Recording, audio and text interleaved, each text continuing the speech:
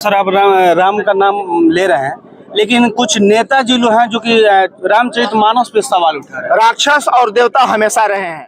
अरे भाई, राम ने जन्म लिया, मंदिर क्या, वहाँ विद्यालय बना दो। हमने कहा तुम्हारे बाप ने तुमको जन्म दिया, वहाँ घर तुम्हारा शौचालय बना देंगे, चलेगा क्या? गोपालगंज के परसौनी गांव में है और इस परसौनी गांव का इतना बड़ा नाता है कि माँ थावे वाली माँ जब इस रास्ते से जा रही थी तो यहाँ उनका घोड़ा विश्राम किया था, यानी कि जो रहसू भगत उनको बुलाए थे वो यहाँ इनको रोके थे, यानी घोड़ा घाट है।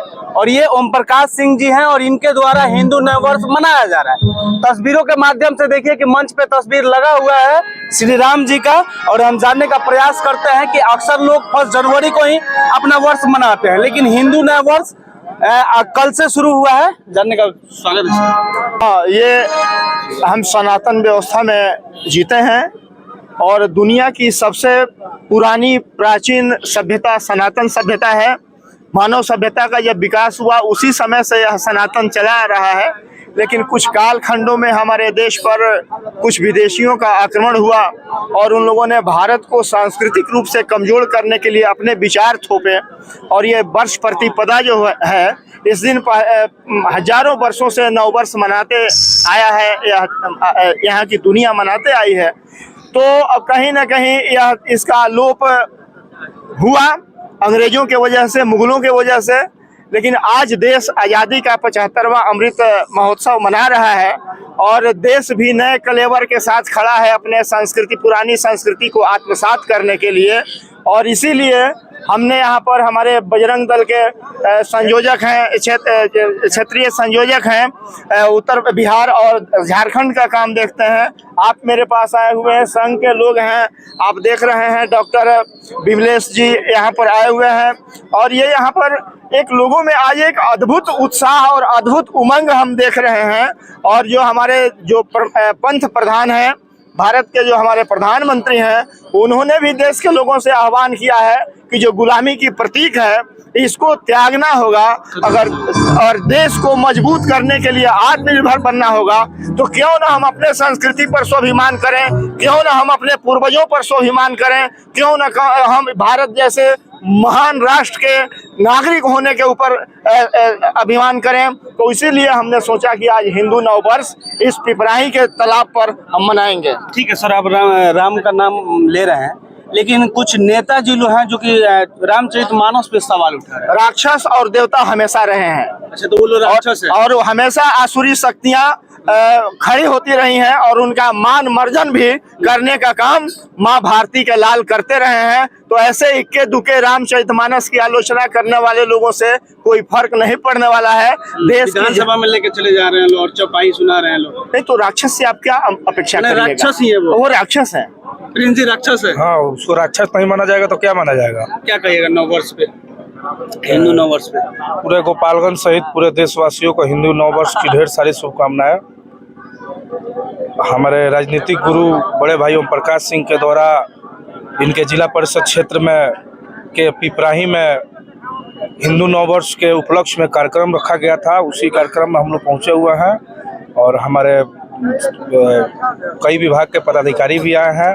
उन सभी को धन्यवाद देता हूं। अब फिर से एक बार हिंदू नववर्ष की ढेर सारी शुभकामनाएं और बधाई देता हूं। सर, सवाल वही रहेगा जैसे अभी रामचरितमानस पे सवाल उठाया, राम पे सवाल उठाया जा रहा है कि राम ऐसे उस समय भी भेदभाव देखा जा रहा था। ये कितना निंदनीय बात है। देखिए, हर कालखंड में जब बाबर इस देश पर आया था और बाबर जब अपना आधिपत्य स्थापित करने के लिए थे, आज के तथाकथित जो हिंदू है, जो उस समय भी हिंदू थे, आज ऐसे हिंदू देश को कहने वाले, देश को डायन बताने वाले, भारत माता को डायन बताने वाले, भारत तेरे टुकड़े होंगे का नारा करने वाले आज के डेट में विद्यमान है। और उस समय जब बाबर आया था तो बाबर जब इस देश पर धरती पर आया था तो अपना आधिपत्य स्थापित करने के लिए तो साधारण धरती नहीं थी, ये धरती देवताओं की धरती रही, तपस्वी मुनियों की धरती रही। तो उस समय के लोगों ने कहा भारत की भूमि पर अगर अपना आधिपत्य स्थापित करना चाहते हो तो भारत के प्राण पर आघात करना पड़ेगा। तो बाबर ने पूछा था ऐसे लोगों से कि भारत का प्राण क्या है? कहा भारत का प्राण जहाँ राम ने जन्म लिया वो अवध की भूमि है। उस अवध की भूमि को अगर नष्ट करोगे, उस प्राण पर घात करोगे तो भारत पर तुम अपना राज्य कर पाओगे, अन्यथा भारत की भूमि पर तुम्हारा आधिपत्य स्थापित नहीं हो सकता है। जय श्री राम। 1528 ईस्वी में बाबर ने अपने सेनापति मीर बाकिर को अवध की भूमि पर लाखों की फौज लेकर के भेजा। उस समय के तथाकथित राजा ऐसे नहीं थे कि राजा छोड़ करके भाग गए। सबसे आगे लड़ने वाली हमारी देश की, इस भारत माता की जननी कहे जाने वाली, जिसको हम मां मानते हैं, ऐसी रानियां सबसे पहले युद्ध में लड़ी।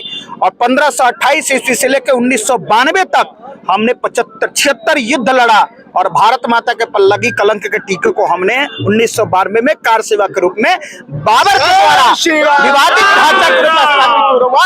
आप सबको जानकारी है कि 6 दिसंबर 1992 को गीता जयंती था।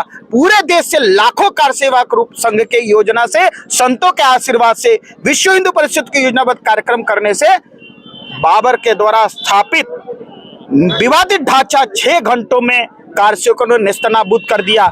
उस समय इतना टीवी चैनल नहीं होते थे।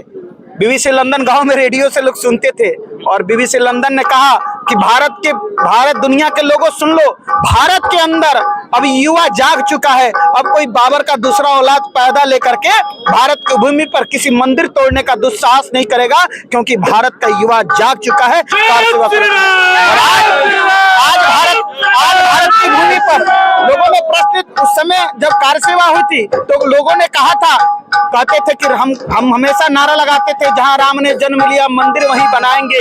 बाद में जब आगे ये कारवा बढ़ता गया, निरंतर आगे बढ़ता गया, तो लोगों ने कहा अरे भाई, राम ने जन्म लिया, मंदिर क्या, वहां विद्यालय बना दो। हमने कहा तुम्हारे बाप ने तुमको जन्म दिया, वहां घर तुम्हारा शौचालय बना देंगे, चलेगा क्या? जब राम ने जब जन्म लिया वहां मंदिर नहीं बनेगा तो क्या वहां शौचालय और हॉस्पिटल बनेगा? इस बात की लोगों ने कहा कि मंदिर बनाओगे, तारीख तो बताओ को। हम जैसे कार्यकर्ताओं ने कहा, जहां राम ने जन्म लिया मंदिर वहीं बनाएंगे, मंदिर भव्य बनाएंगे, मंदिर शीघ्र बनाएंगे। और जब मंदिर बनेगा तो भारत के अंदर राम मंदिर नहीं, भारत का प्राण स्थापित होगा और अयोध्या में भारत का प्राण स्थापित हो रहा है। देश के अंदर तो राम मंदिर अनेकों है, लेकिन जो संकल्प लिया था 1985 में राम जन्मभूमि आंदोलन को लेकर के संतों ने जो संकल्प लिया था, वो संकल्प आज भारत की भूमि पर, हमारा सौभाग्य है कि आज नूतन वर्ष है। नूतन वर्ष के रूप में पूरे देश, आज सोशल मीडिया पर पहले 1 जनवरी हैप्पी न्यू ईयर मनाया जाता था। आज सोशल मीडिया का कोई ऐसा 10 साल का बच्चा हो, आप उससे पूछिएगा कि आपका हैप्पी न्यू ईयर कौन है, तो चैत्र शुक्ल के एकम वर्ष प्रतिपदा को ही मनाता है।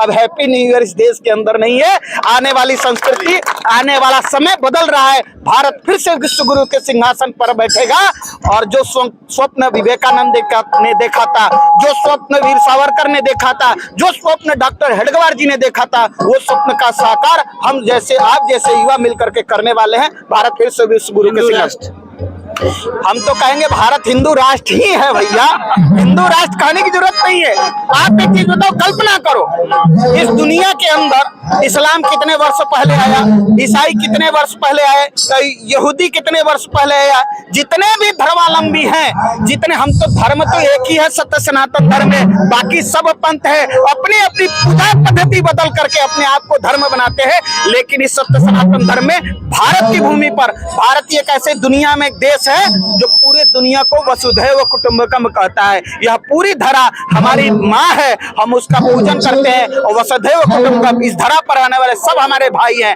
इसलिए इस धरती पर रहने वाले, भारत नहीं दुनिया के सभी देशों में रहने वाले सब हिंदू है, सनातनी है, इसलिए पूरी दुनिया हिंदू राष्ट्र है।